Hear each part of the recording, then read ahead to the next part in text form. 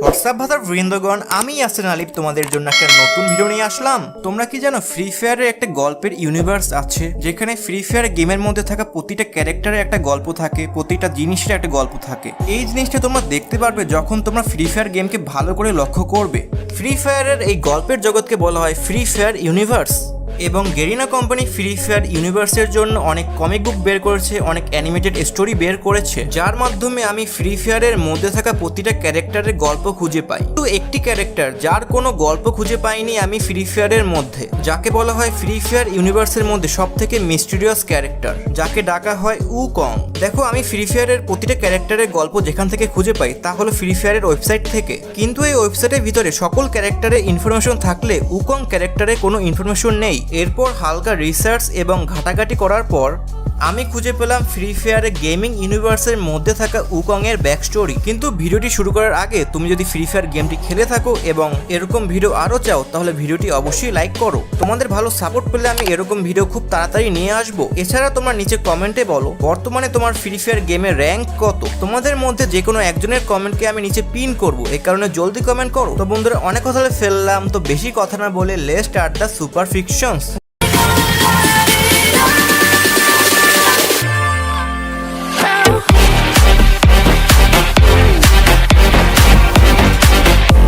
গল্পের শুরু হয় বারমুডা আইল্যান্ডে। এখানে খুবই বড় একটা যুদ্ধ চলছে। একদিকে নিউ হরাইজন আর এফএফ কোম্পানির গ্রুপ, আবার অন্যদিকে হায়াতোর রেজিস্ট্যান্স আর্মি, যার মধ্যে আছে হায়াতো, কেলি, অ্যান্ড্রু সহ আরো অনেক ক্যারেক্টার। এবং এসব জিনিস দূর থেকে কেউ দেখতে ছিল। আমরা দেখতে পাই বড় একটা মনিটরের পিছে কেউ বসে আছে। কিছুক্ষণ পর সেই লোকটার কাছে দৌড়িয়ে দৌড়িয়ে একটা লোক আসে এবং বলে, স্যার স্যার, আমরা যুদ্ধে হেরে যাচ্ছি। হায়াতোর রেভলিউশন আর্মি অনেক শক্তিশালী এবং বড়, এছাড়া তাদের কাছে অ্যাওয়াকিং পাওয়ার আছে। এরপর সেই লোকটা হাসতে থাকে এবং বলে, এরপর আমরা ফ্ল্যাশব্যাক দেখতে পাই। চায়নার একটি বড় পাহাড়ের নিচে এফএফ কোম্পানি খনন করছে। তারা এখানে অনেক বছর ধরে কোনো কিছু একটা খোঁজার চেষ্টা করছে। হঠাৎ করে একটা লোক চিৎকার করে ওঠে, স্যার আমরা পেয়ে গেছি, স্যার আমরা পেয়ে গেছি। এরপর আমরা দেখতে পাই তারা পাহাড়ের নিচে কি পেয়েছে। পাহাড়ের নিচে একটা বড় ক্রিস্টালের নিচে মানুষ আকৃতির দেখতে একটা বানরের মৃতদেহ ছিল, যার দেহের বেশিরভাগই অংশ ধ্বংস হয়ে গেছে। এরপর সায়েন্টিস্টরা সেখানে আসে এবং সেই ক্রিস্টালকে নিয়ে চলে যায়। এরপর এফএফ কোম্পানির সায়েন্টিস্টরা সেই মাঙ্কির উপরে অনেক রিসার্চ করে। এরপর তারা জানতে পারে এটি হচ্ছে একটি হাজার হাজার বছর আগের মিথোলজিক্যাল ক্যারেক্টার, যার নাম সান উকং একেএ মাঙ্কি কিং, যে হচ্ছে একজন অনেক শক্তিশালী চাইনিজ গড, যার কাছে নাকি এতটা শক্তি ছিল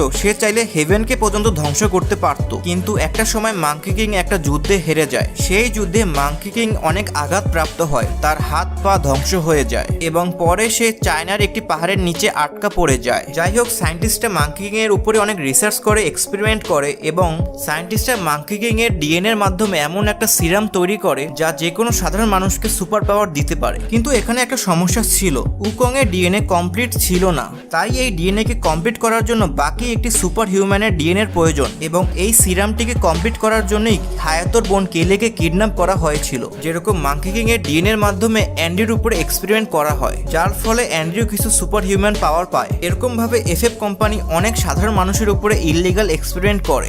এই এক্সপেরিমেন্টের ফলে অনেক মানুষ মারা যায়, কিন্তু কিছু সংখ্যক মানুষ সুপার হিউম্যান পাওয়ার পেয়ে যায়। এবং এরকম ভাবেই মাঙ্কি কিং এর ডিএনএ ইউজ করে এফএফ কোম্পানি নিউ হরাইজন নামে একটি আর্মি তৈরি করে। এ কারণে নিউ হরাইজন গ্রুপের সকল সৈন্যদের কাছে সুপার পাওয়ার আছে। এ কারণে অন্য কোনো কান্ট্রি নিউ হরাইজন গ্রুপের সাথে যুদ্ধ করে পারে না জিততে।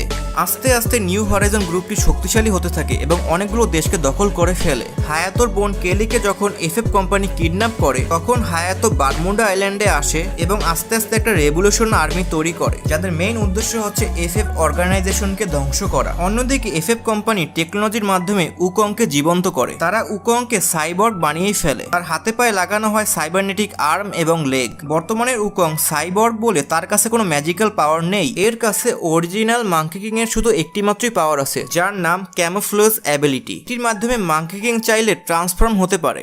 সায়েন্টিস্টরা একে সকল ধরনের নলেজ দেয় বর্তমান দুনিয়ার। উকং চাইলে যে কোনো কারো ফাইটিং স্টাইল কপি করতে পারত। মাঙ্কি কিং বর্তমান সময়ের সকল ধরনের ওয়েপেন চালাতে পারে। সাইবারনেটিক হাত পা থাকার কারণে মাঙ্কি কিং বাকি সকল ক্যারেক্টার থেকে অনেক বেশি শক্তিশালী। এরপর এফএফ কোম্পানি উকংকে ব্রেন ওয়াশ করে এবং কম্পিউটারের মাধ্যমে মাঙ্কি কিংকে কন্ট্রোল করিয়ে উকং এর হাতে এফএফ কোম্পানির সকল ধরনের খারাপ কাজ করিয়ে থাকে। বর্তমান সময়ে উকং হচ্ছে নিউ হরাইজনের কমান্ডার। উকং এর আন্ডারে বড় একটা আর্মি কাজ করে থাকে। বর্তমান সময়ে হায়াতোকে থামানোর জন্য উকং তার সাইবারনেটিক আর্মিকে নিয়ে সেখানে চলে যায়, বারমুডা আইল্যান্ডে চলে আসে। এবং এটাই হচ্ছে উকং এর গল্প ফ্রি ফায়ার ইউনিভার্সের মধ্যে। উকং কি পারবে হায়াতোকে থামাতে? উকং কি ছাড়া পাবে এফএফ কোম্পানির হাত থেকে?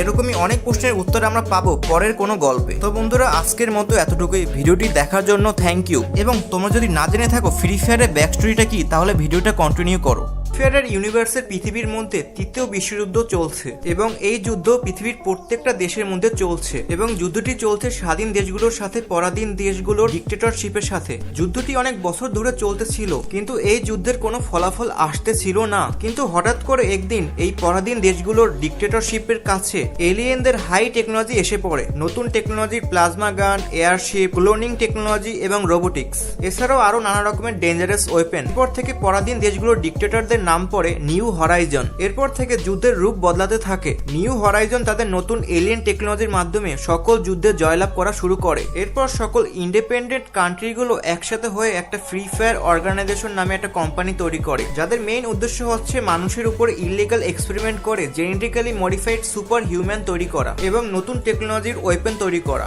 এতে ফ্রি ফায়ার কোম্পানি যত ইনহিউম্যান পরীক্ষা করুক না কেন, যত মানুষকে মারুক না কেন, কোনো সমস্যা নেই, কারণ সব দেশের গভর্নমেন্ট পাওয়ার এবং কন্ট্রোলের নেশায় ফ্রি ফায়ার কোম্পানির ইলিগাল এক্সপেরিমেন্ট অ্যাপ্রুভ করে দিয়েছে এবং ফ্রি ফায়ার কোম্পানিকে বারমুডা নামের একটা গোপন দ্বীপে স্থাপন করা হয়েছে। গভর্নমেন্ট এবং ফ্রি ফায়ার দ্বারা তৈরি করা নতুন সৈন্যদের নাম হয় নিউ রিপাবলিক কলিউশন। তোমরা হয়তো অনেকেই মনে করতে পারো যে গভর্নমেন্টের রিপাবলিক দল ভালো, কিন্তু টেকনিক্যালি কোনো দলই ভালো না, কারণ দুই দল নিউ হরাইজন এবং নিউ রিপাবলিক দুইজনই খারাপ। এই দুই দলই চায় শুধু পাওয়ার এবং পৃথিবীকে কন্ট্রোল করা এবং এজন্য এই দুই দলই হাজার হাজার নিরীহ মানুষকে মেরেছে। ফ্রি ফায়ার কোম্পানি কেলির উপরে এক্সপেরিমেন্ট করার জন্য কেলিকে কিডন্যাপ করে বারমুডা আইল্যান্ডে নিয়ে আসে। কেলিকে বাঁচানোর জন্য কেলির কাজিন ব্রাদার আর ভাই হায়াতো সীমানা বারমুডা দ্বীপের মধ্যে আসে। পরে হায়াতোকে সাহায্য করার জন্য হায়াতোর গার্লফ্রেন্ড মোকো এবং হায়াতোর বন্ধুদের একটা দল, যার মধ্যে অ্যান্টনিও ছিল, যে হায়াতোর বেস্ট ফ্রেন্ড, বারমুডা আইল্যান্ডে আসে। তোমরা বিষয়টি লক্ষ্য করেছো ফ্রি ফায়ার কোম্পানি কত গোপনে এবং কত বুদ্ধি খাটিয়ে তাদের একটা সিনেমাটিক ইউনিভার্সের গল্প তৈরি করছে,